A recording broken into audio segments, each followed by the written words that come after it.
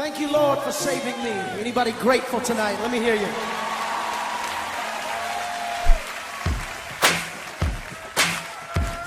Put your hands together.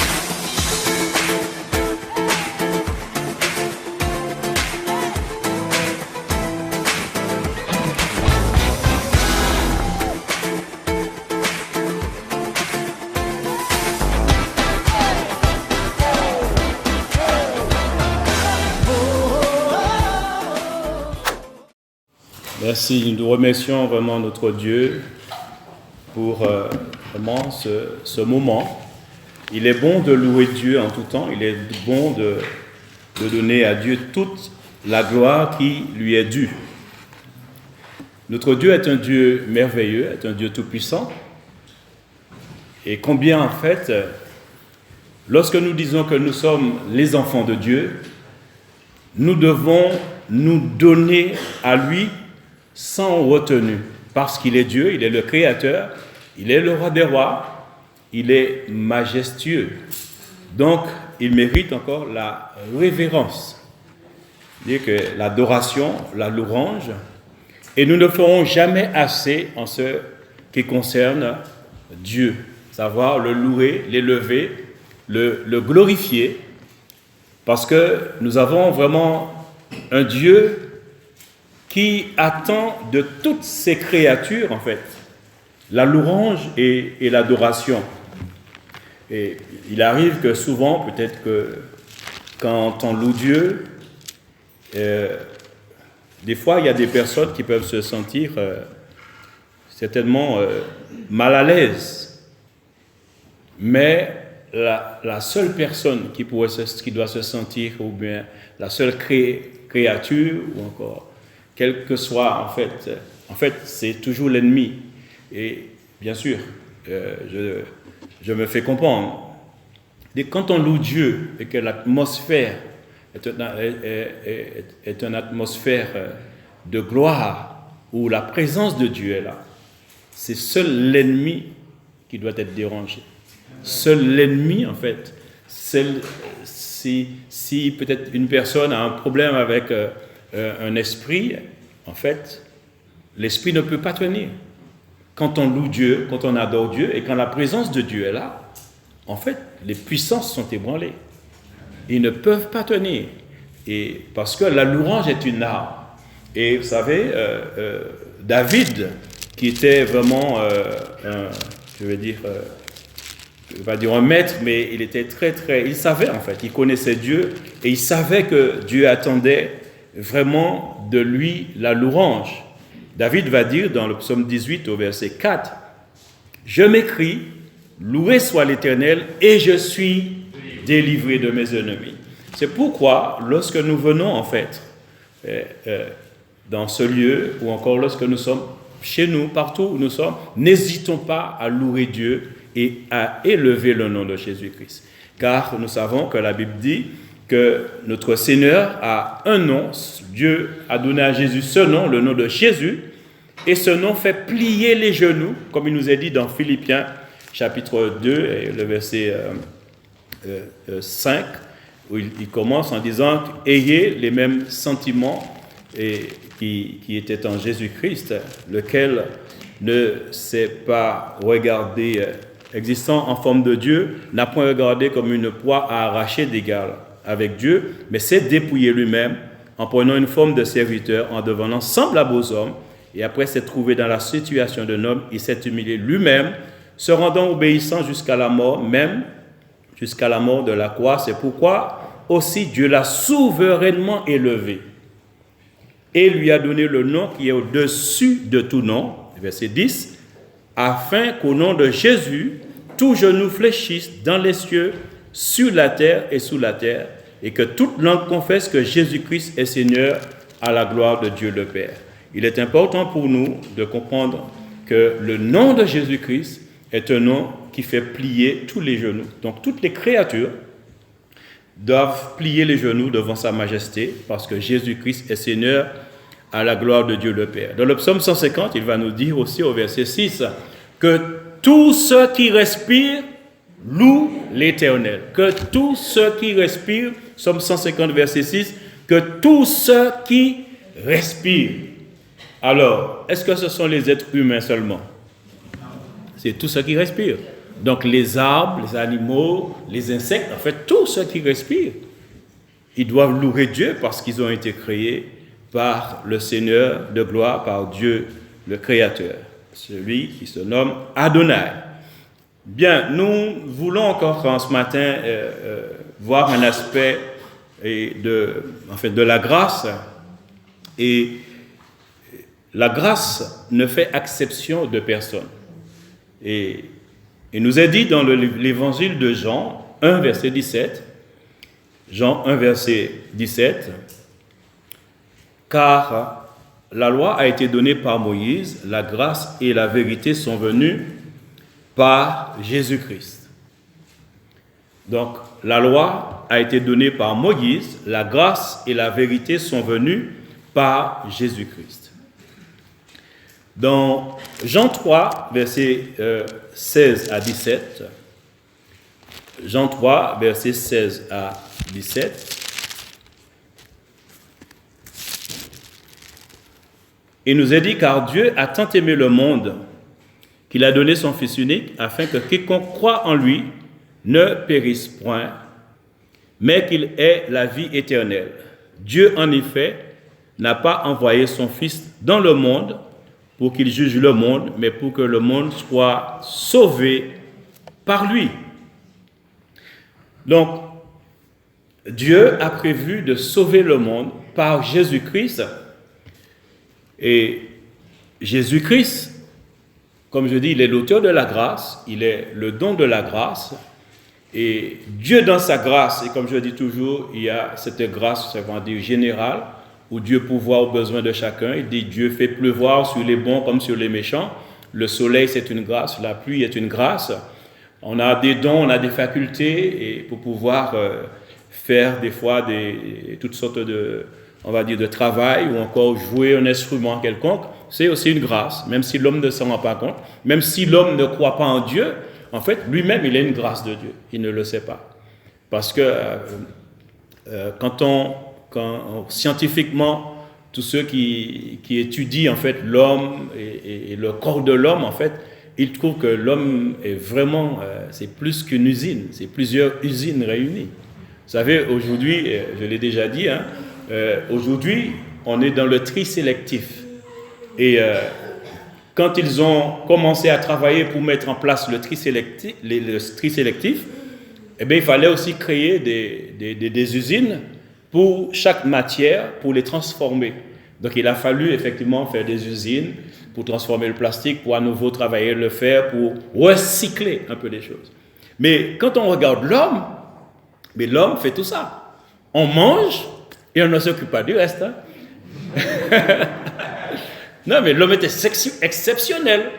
Alors que les hommes, ils font plusieurs usines parce que chaque matériau, on va dire, a besoin d'une transformation et on ne peut pas tout faire dans la même usine. Par exemple, le plastique, il faut chauffer différemment, il faut transformer, tandis que le fer, c'est autre chose. Le carton, les papiers, il y a une transformation en fait, un recyclage. Mais l'homme, on mange de tout et on ne s'occupe pas du reste. C'est bien travaillé, bien fait. Il y a une partie qui va dans le sang, une partie qui apporte telle chose, une partie qui apporte telle chose, et puis ce dont on n'a pas besoin, on sait où ça va. Pas besoin de faire trop d'explications. Chacun de nous, nous connaissons notre corps, n'est-ce pas? Et donc, mais Dieu est formidable, parce que l'homme est vraiment une créature exceptionnelle. Et n'oublions pas que dans le livre de la Genèse, il est dit que Dieu créa l'homme à son image. Donc, David aussi, qui est quand même quelqu'un qui connaît Dieu et qui aime Dieu, en fait, il va s'écrier dans le psaume 139, parce que des fois les gens ont du mal à croire en Dieu, mais si tu te regardes et tu prends le temps, en fait, de regarder l'être humain. Et aujourd'hui, on a toutes les études scientifiquement et parlant pour voir toutes les recherches qui sont faites par rapport au corps humain, tout ce qu'on découvre. Eh bien, David s'est écrié, en fait, Et on dit, je suis une créature merveilleuse dans le psaume 139 et verset 14. Je te loue de ce que je suis une créature si merveilleuse. Et ça aussi, c'est une grâce de constater cela, que nous sommes une créature merveilleuse. On doit se considérer, on doit s'aimer, parce que nous avons été créés à l'image de Dieu. Même si pour autant, Adam et Ève, lorsque Dieu les a créés, il les a créés sans péché, et donc, et après Satan est venu, le diable est venu, il les a séduits, et le péché est entré dans l'homme et dans la femme. Pour autant, même si le péché, le mal est venu, cela ne veut pas dire pour autant que l'homme, même si le péché est passé par là, que l'homme est vraiment quelque chose d'abominable. Pas du tout. Le péché est abominable. Les actions du péché sont abominables aux yeux de Dieu, mais pas l'homme. L'homme demeure toujours une créature que Dieu a façonnée. Et n'oublions pas que notre Dieu, lorsqu'il a créé les animaux, lorsqu'il a créé le ciel, la terre, il a parlé. Il a parlé, mais quand il s'agissait de l'homme, il a dit, il prit la poussière de la terre et il a fait encore, il a façonné l'homme avec ses mains, il a soufflé dans ses narines un souffle de vie et l'homme est devenu vraiment une âme vivante. Donc l'homme est vraiment une merveille de la grâce. Donc il est important pour nous de comprendre que la grâce elle est générale et la grâce est partout. Mais Dieu, par Jésus-Christ, il envoie le don de la grâce. Le don de la grâce est vraiment exceptionnel et pour autant que c'est un don, mais on peut aussi la refuser.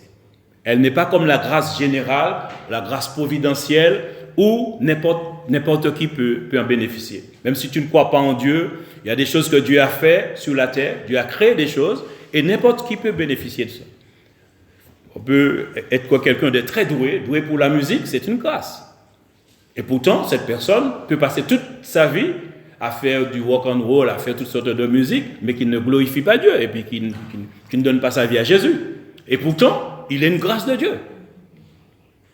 Parce que souvent, on a des artistes, des personnes, par exemple Michael Jackson, de ma génération un peu, donc dansait très bien, chantait très bien, mais c'était une grâce. Seulement, il a utilisé cette grâce il est devenu une icône, un idole pour les gens de sa génération et même de toute génération confondue, comme beaucoup d'artistes, des hommes d'exception, on va dire, qui avaient une voix, qui avaient un talent exceptionnel. Quand il dansait, en fait, les filles tombaient par terre. Donc, il y avait cette influence. Et j'ai eu l'occasion de voir un concert où des filles tombaient, évanouies, tellement le gars il chante bien. Mais cette grâce, il a utilisée d'une manière qui n'a pas loué Dieu, qui n'a pas glorifié Dieu, et c'est dommage. Et lui, en fait, il n'a pas su saisir le don de la grâce qui, justement, est le don que Dieu donne à tous les hommes, qui est là pour tous les hommes, mais que, en fait, il y a un choix à faire. C'est la personne de Jésus-Christ. C'est pourquoi il est dit dans Jean 3,16, car Dieu a tellement aimé le monde, donc l'humanité entière. Il aime l'humanité, et par conséquent, il donne son Fils unique. Il donne Jésus, qui est son Fils unique, et il dit que Dieu n'a pas envoyé son Fils dans le monde pour qu'il juge le monde, mais pour qu'il sauve le monde, Jean 3, 16, 17. Donc, il n'a pas envoyé son Fils pour juger, mais pour sauver le monde.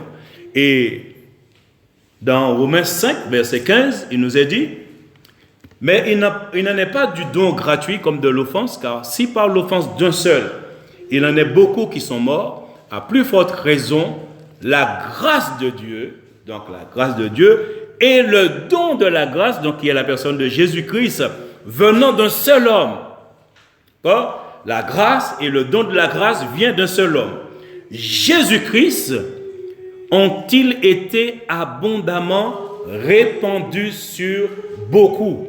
Donc, le beaucoup veut dire tous ceux qui l'ont reçu, qui l'ont accepté. Mais cette grâce est toujours là, aujourd'hui, au 21e siècle, pour toute personne, en fait, qui ouvrira son cœur pour pouvoir recevoir le don de la grâce qui est Jésus-Christ. Et pour autant que notre Dieu, il a fait don de la personne de Jésus-Christ, qui est le don de la grâce, il a fallu que Dieu intervienne. Il est intervenu pour ses disciples. Parce que lorsque Jésus est venu, il a choisi 12 hommes, 12 disciples, et ce sont des Juifs. Jésus lui-même est juif. Et lorsque Jésus est venu, mais c'était la loi et les Romains qui dominaient Israël. Donc, il y avait pour les Juifs la culture juive, mais il y avait la loi, il y avait les traditions, il y avait tout cela. Et les disciples, lorsqu'ils ont rencontré le Seigneur Jésus, il était difficile pour eux, en acceptant Jésus-Christ et en vivant aux côtés de Jésus-Christ, ça n'a pas été facile pour eux de comprendre toute la dimension de la grâce. Et lorsque Jésus est mort et qu'il leur a donné des indications, à savoir qu'il fallait rester à Jérusalem, attendant ce qui était promis, à savoir le Saint-Esprit, et après cela qu'ils ont reçu le Saint-Esprit, alors ils ont commencé à évangéliser et à justement faire savoir aux personnes que ce Jésus-Christ qui est mort, ce Jésus-Christ qui a été crucifié, il est le Christ et c'est lui le Sauveur et qu'il fallait l'accepter. Et effectivement, les personnes acceptaient la grâce. Mais pour autant, il y avait toujours en eux vraiment des ancrages vis-à-vis de la loi, vis-à-vis de la culture et vis-à-vis de la tradition. Dans Acte 10, versets 34 et 35, Acte 10, versets 34 et 35, Acte 10, versets 34 et 35,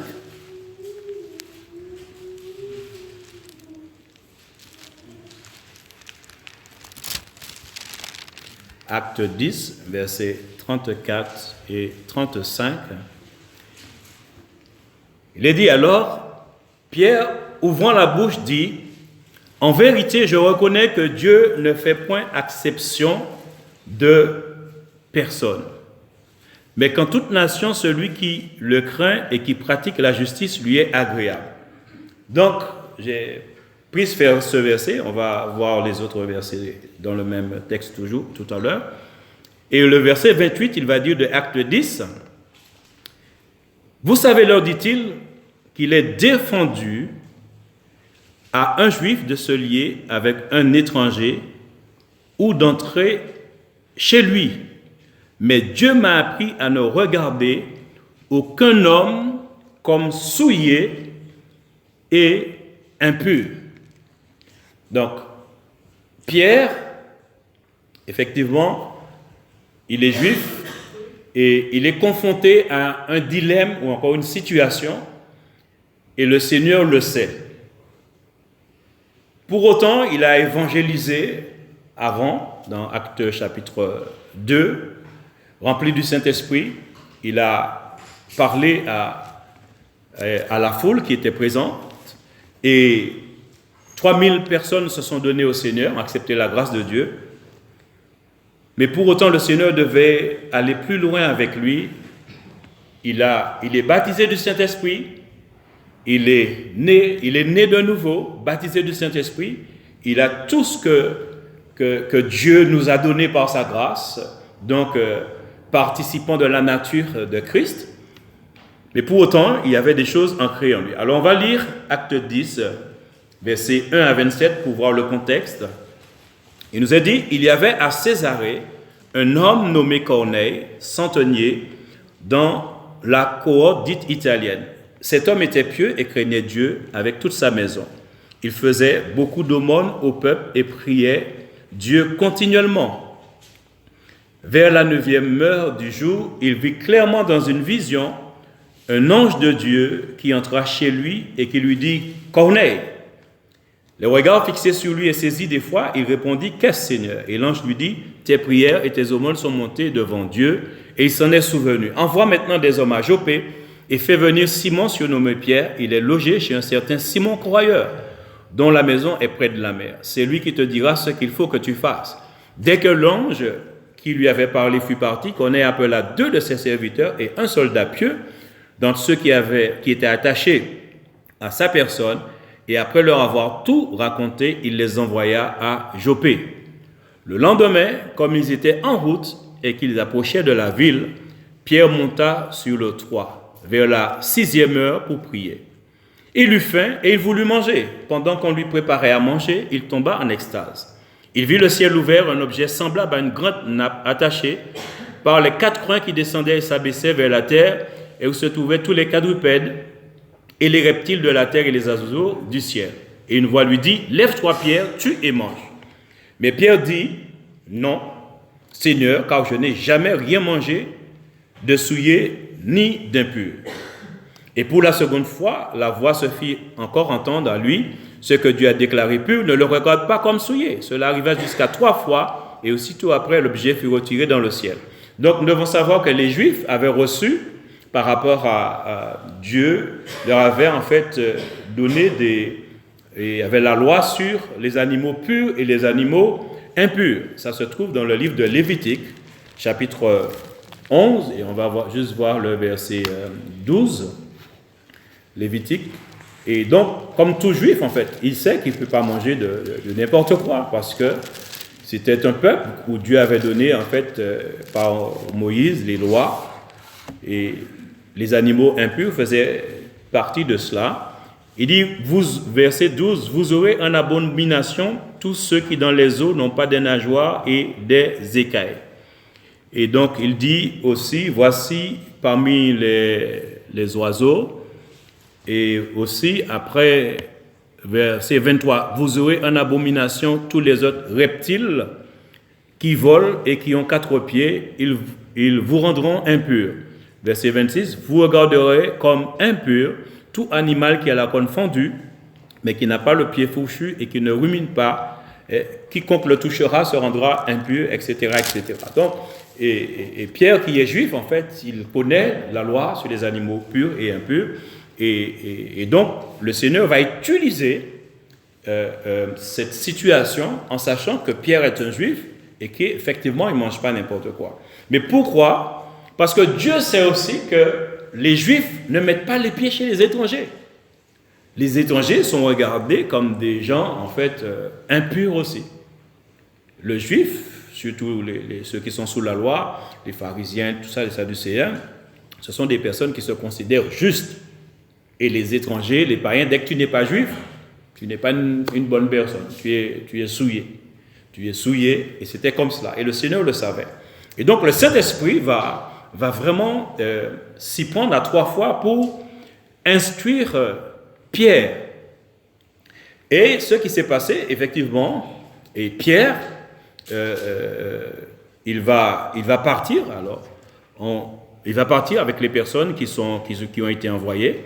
Alors, verset 17, « Tandis que Pierre ne savait en lui-même que penser du sens de la vision qu'il avait eue, voici les hommes envoyés par Corneille, s'étant informés de la maison de Simon, se présentèrent à la porte et demandèrent à haute voix si c'était là que logeait Simon surnommé Pierre. Et comme Pierre était à réfléchir sur la vision, l'Esprit lui dit, « Voici, 3 hommes te demandent, lève-toi, descends et pars avec eux sans hésiter, car c'est moi qui les ai envoyés. » Donc, c'est 3 Romains, donc des étrangers, des païens, c'est des personnes qui ne sont pas juifs. Et donc, il fallait aller chez cet homme qui avait un cœur préparé pour recevoir Jésus-Christ. Et parce que Dieu regardait son comportement, sa façon d'être. Et le Seigneur avait constaté que ce Romain avait un cœur disposé pour recevoir la grâce. Et comme dans le plan de Dieu, la grâce, ce n'est pas pour les Juifs seulement, mais c'est pour l'humanité entière. Mais ce qui se passait, c'est que les Juifs, surtout les disciples, les apôtres, tous ceux qui ont reçu, qui ont connu Jésus, en fait, pour eux, le salut était seulement pour les Juifs. Dans la tête de Pierre, dans la tête des autres disciples, le salut et même le don du Saint-Esprit, c'était seulement pour les Juifs. Et Dieu, en fait, par le Saint-Esprit, a dû vraiment s'y prendre et pour pouvoir, en fait, convaincre Pierre de partir. Et là, le Saint-Esprit, effectivement, et va lui dire, il dit au verset 18, verset 19, Pierre était à réfléchir sur la vision. Mais il demande, mais pourquoi Dieu me disait ça? Pourquoi? Qu'est-ce que ça veut dire? Comme nous, hein, lorsqu'on a une vision, eh bien, on se pose des questions, on veut savoir qu'est-ce que le sens de la vision. Et lui, il était en train de cogiter, comme on dit, et donc savoir qu'est-ce que cela voulait dire. Et là, l'Esprit lui dit, le Saint-Esprit lui dit, voici 3 hommes te demandent, lève-toi, descends, et pars avec eux sans hésiter, car c'est moi qui les envoie. Et là, Dieu, on voit que le ton, il y a un autre ton là. Le Saint-Esprit ne dit pas, Pierre, si tu veux bien. Non, il lui a présenté la vision, même s'il ne comprend pas. Et là, le Saint-Esprit parle sérieusement. Voici 3 hommes. Tu pars avec eux, c'est moi qui les envoie. Et donc, Pierre donc descendit, et comme il est à l'écoute du Saint-Esprit, et il dit à ces hommes qui lui étaient envoyés de la part de Corneille, voici, je suis celui que vous cherchez, quel est le motif qui vous amène? Il répondit, Corneille, centenier, homme juste, et craignant Dieu, et de qui toute la nation des Juifs font un bon témoignage, a été divinement averti par un saint ange de te faire venir dans sa maison et d'entendre tes paroles. Pierre donc les fit entrer et les logea. Le lendemain, il se leva et partit avec eux. Quelques-uns des frères de Joppé l'accompagnèrent. Ils arrivèrent à Césarée le jour suivant. Corneille les attendait et avait invité ses parents et ses amis intimes. Moi, je trouve ça très bien, très beau, parce que en fait, un ange lui est apparu, un messager de Dieu, et lui dit, va chercher Pierre, le disciple de Christ, et il va te dire ce qu'il faut faire. Et cela montre aussi une chose, parce que dans ce texte, il dit en fait, Corneille était quand même un homme, c'était un Romain, mais c'était un centenier, donc c'était un militaire, et les Romains dominaient à ce moment-là. Et vous savez, en guerre, quand on est celui qui a vaincu, on est victorieux de la partie adverse, on domine, on fait ce qu'on veut. Et vous savez, en guerre, il n'y a pas de respect. Hein. Et des fois, après la guerre, on fait les procès des choses qu'on a pu connaître. Mais en guerre, pendant les périodes de guerre, il y a des viols, il y a toutes sortes de choses. Donc ça, il faut comprendre. Donc on domine sur l'autre, on va asservir, on prend ce qu'on veut, on domine. Et bon, j'ai besoin de 30 poules aujourd'hui, allez me chercher. Les gens sont obligés de donner parce que tu es vaincu. Et donc l'armée qui a le dessus est peut-être dominateur et aussi peut-être très méchant dans sa façon d'agir. Par contre, cet homme, en fait, il avait un autre comportement et il faisait l'aumône. Au contraire, il donnait. Il donnait et il faisait du bien. Il priait Dieu et le Seigneur a vu son cœur et le Seigneur, effectivement, a envoyé cet ange pour lui parler. Et donc lui, il veut savoir. Et cela montre aussi une chose, c'est que être une personne où on a un bon comportement, on dit du bien de nous et on peut prier Dieu. On peut aussi être une personne qui est bien vue dans le quartier, dans la ville, et que les gens disent, ah oui, cet homme est un saint homme, des fois, bien, une sainte femme, parce que la personne fait tellement de bien à la personne. Mais pour autant, on constate que la Bible dit à Corneille, envoie chercher Pierre, et c'est lui qui te dira ce qu'il te doit faire. Ce qui veut dire qu'il manquait à cet homme quelque chose. Ça veut dire que la grâce, le don de la grâce, on ne le reçoit pas par les bonnes œuvres. Le don de la grâce, on ne reçoit pas, on n'a pas systématiquement parce qu'on est une bonne personne et parce qu'on est gentil et qu'on sourit à tout le monde. Ah, oui. Tu peux être gentil, tu souris à tout le monde, et pour autant, le don de la grâce, tu dois le choisir. Tu dois savoir qui il est. Et donc, c'est pourquoi, en fait, l'ange lui dit, va chercher Pierre, le disciple de Jésus-Christ, qui a vécu avec Jésus et qui connaît son Seigneur, et qui te dira ce que tu dois faire. Et Pierre, effectivement, le Saint-Esprit lui dit de partir, il va partir, il va effectivement les suivre et ils vont arriver. Et c'est de là, lorsque Pierre va arriver, verset 25, lorsque Pierre entra, Corneille, qui était allé au-devant de lui, chapitre 10, verset 25, acte 10, 25, lorsque Pierre entra, Corneille, qui était allé au-devant de lui, tomba à ses pieds, se prosterna. Mais Pierre le releva en disant, « Lève-toi, moi aussi je suis un homme. » Et conversant avec lui, il entra et trouva beaucoup de personnes réunies. Et vous savez, leur dit-il, qu'il est défendu à un juif de se lier avec un étranger ou d'entrer chez lui. Mais Dieu m'a appris à ne regarder aucun homme comme souillé et impur. C'est pourquoi je n'ai pas eu d'objection à venir. Puisque vous m'avez appelé, je vous demande donc pour quel motif vous m'avez envoyé chercher. Et Corneille va dire, bon, le pourquoi de toutes ces choses. Et c'est de là que Pierre va dire au verset 34, alors Pierre, ouvrant la bouche, dit, en vérité, je reconnais. Et c'est là qu'il est convaincu de ce que pourquoi Dieu l'avait envoyé. Il est convaincu, maintenant, ce qui était en lui, là, qui allait l'empêcher de se déplacer pour aller chez un païen, chez un étranger, en entendant ce que cet homme a dit, et en voyant ce que Dieu a fait, il ne pouvait pas non plus refuser d'entrer chez Corneille. Il dit, en vérité, je reconnais que Dieu ne fait point exception de personne, mais qu'en toute nation, celui qui le craint et qui pratique la justice lui est agréable. Mais, et vous savez, Pierre, quand il a été chez Corneille, il va parler de Jésus. Il va parler de ce que Jésus a connu, donc sa mort, sa résurrection, et Jésus les a envoyés pour prêcher la parole. Alors, à partir du verset 42, il est dit, « Et Jésus nous a ordonné de prêcher au peuple et d'attester que c'est lui qui a été établi par Dieu, juge des vivants et des morts. Tous les prophètes rendent de lui le témoignage que quiconque croit en lui reçoit par son nom le pardon des péchés. » 44. Comme Pierre prononçait encore ces mots, le Saint-Esprit descendait sur tous ceux qui écoutaient la parole. Tous les fidèles circoncis, donc les Juifs, qui étaient venus avec Pierre, furent étonnés de ce que le don du Saint-Esprit était aussi répandu sur les païens. Vous voyez cela? Ce qui veut dire que les Juifs, pour eux, le Saint-Esprit n'était donné qu'aux Juifs. Ça veut dire qu'ils ont accepté Jésus, ils ont connu Jésus, ils ont marché avec le Seigneur, ils ont vécu et la passion de Christ, ils ont reçu le message. Mais pour eux, en fait, la grâce, c'était pour la nation juive seulement, et que le don du Saint-Esprit, c'était pour les Juifs.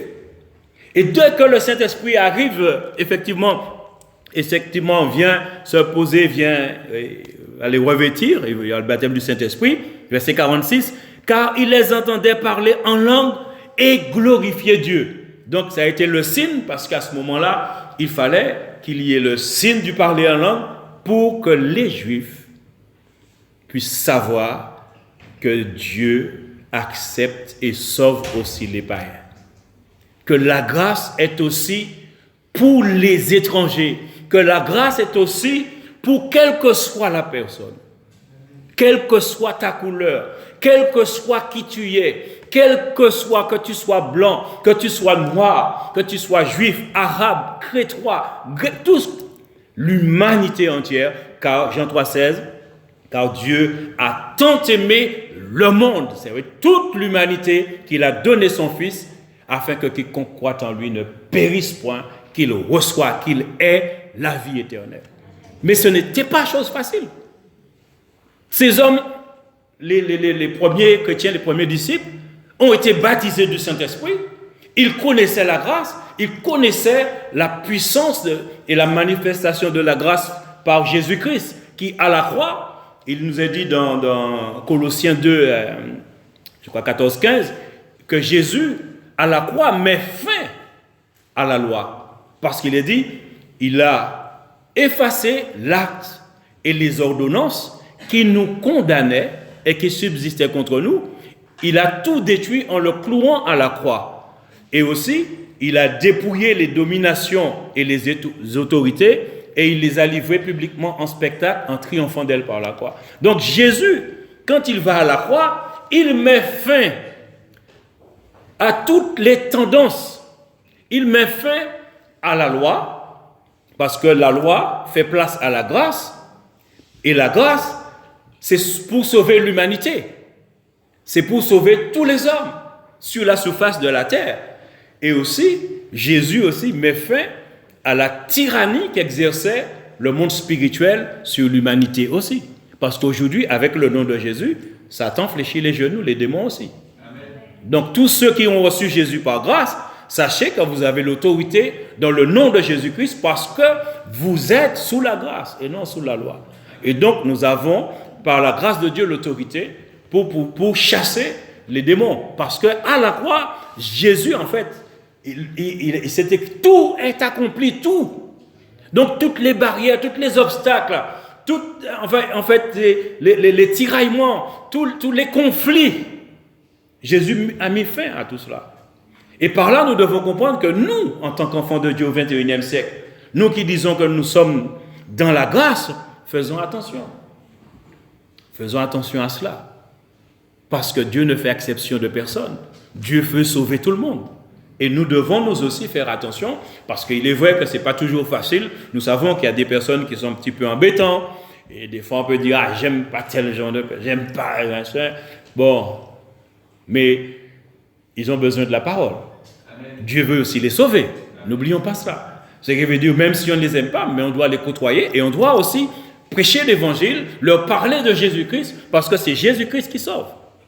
Parce qu'il y a des peuples qui croient en Dieu, mais qui ne croient pas que Jésus est le Sauveur et qu'il est le Fils de Dieu. La grâce de Dieu, le don de la grâce, c'est la personne de Jésus-Christ qui est le Fils de Dieu, qui est Dieu. Et nous devons proclamer cela.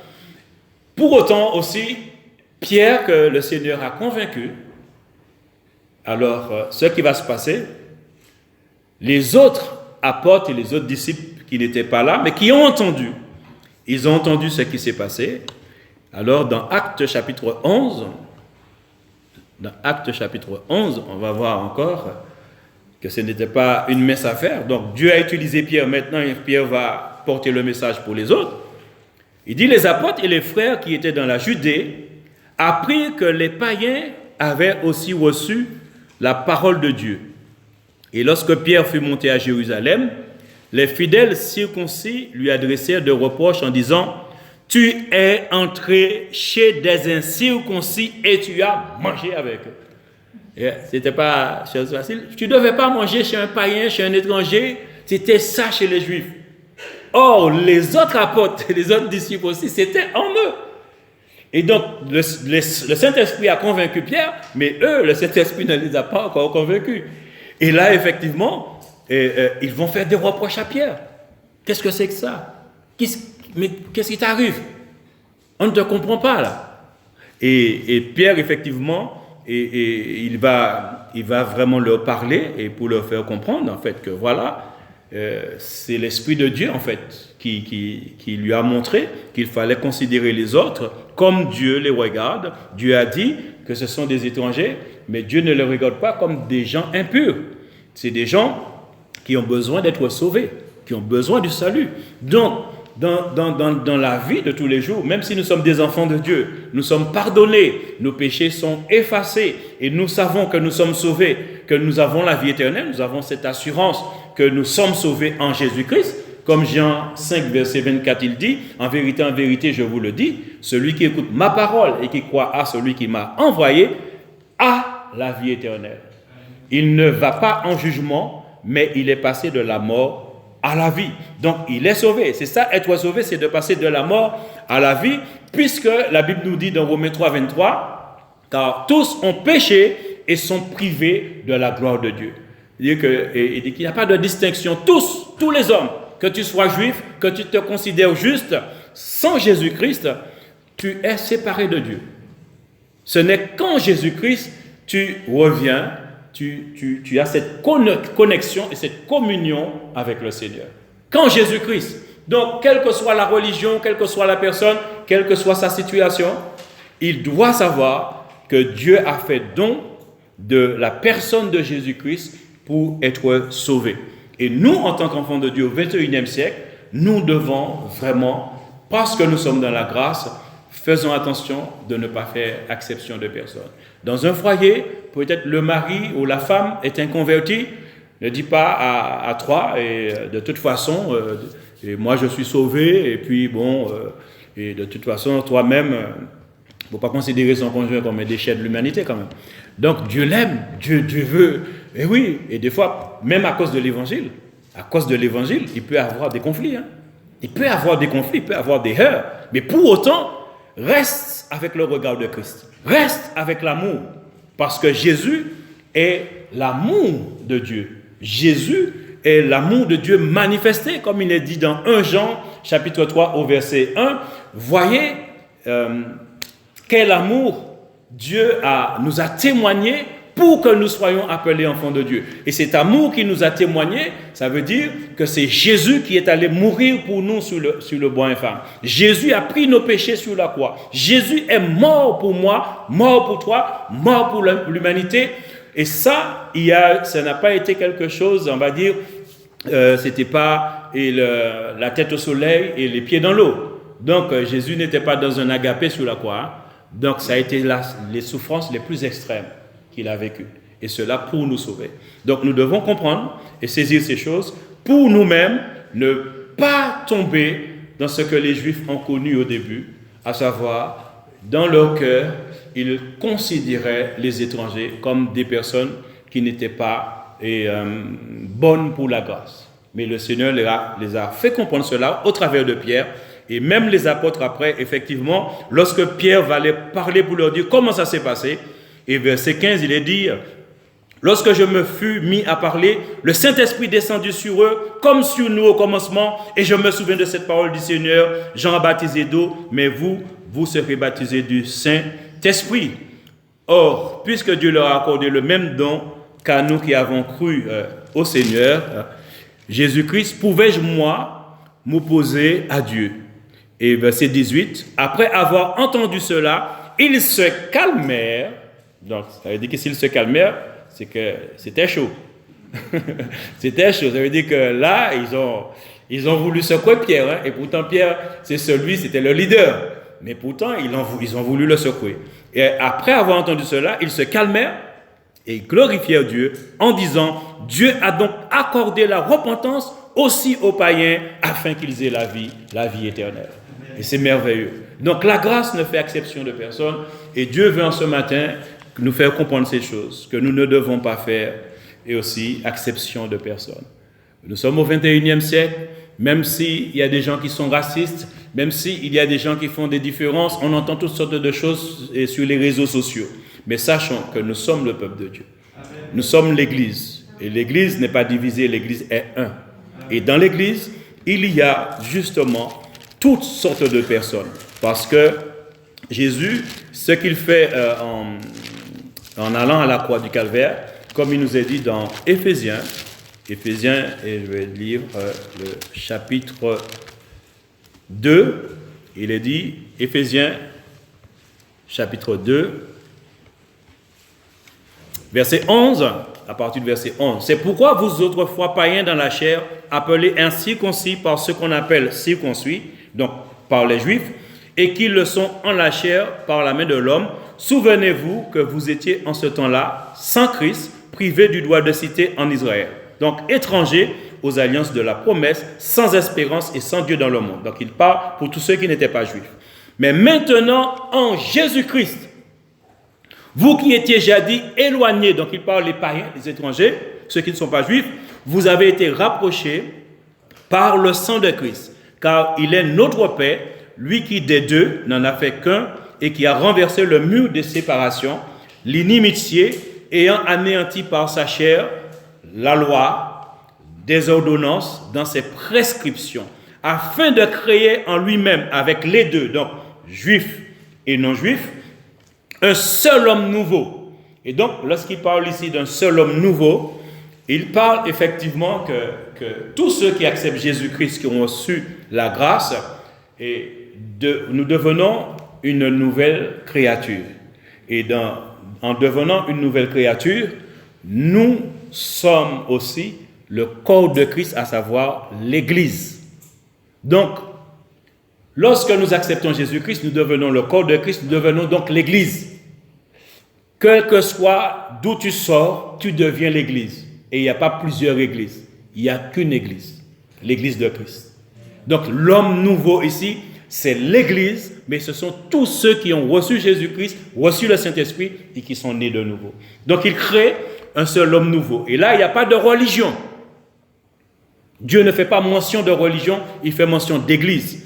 Et dit, en établissant la paix et de les réconcilier l'un et l'autre en un seul corps avec Dieu par la croix, en détruisant par elle l'inimitié. Voici ce que Christ a fait et le Seigneur veut nous faire comprendre ce matin. Nous devons continuer à prêcher l'évangile, mais pour tout le monde, et de faire attention qu'entre nous, qu'il n'y ait pas justement ce genre de situation qu'a connu les Juifs au début. Après, même pour Pierre, l'apôtre Paul à un moment donné va le reprendre. C'était pas facile. Des fois, il y a des ancrages par rapport à la culture, par rapport à la loi, par rapport aux traditions, et pour tout peuple. On accepte Jésus, mais il y a des fois des arrière-choses qui sont restées là. Moi, j'aime pas trop les Arabes, bon, j'aime pas trop les ci, les ça.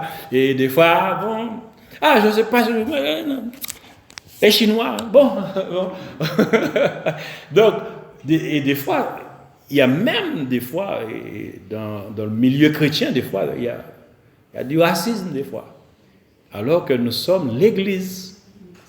Nous sommes un. Ça ne doit plus exister.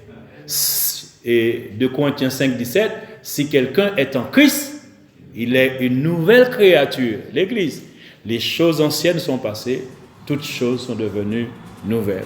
Que le nom de notre Dieu soit béni et que ses paroles encore nous aident à aller plus loin dans la foi. À lui soit toute la gloire.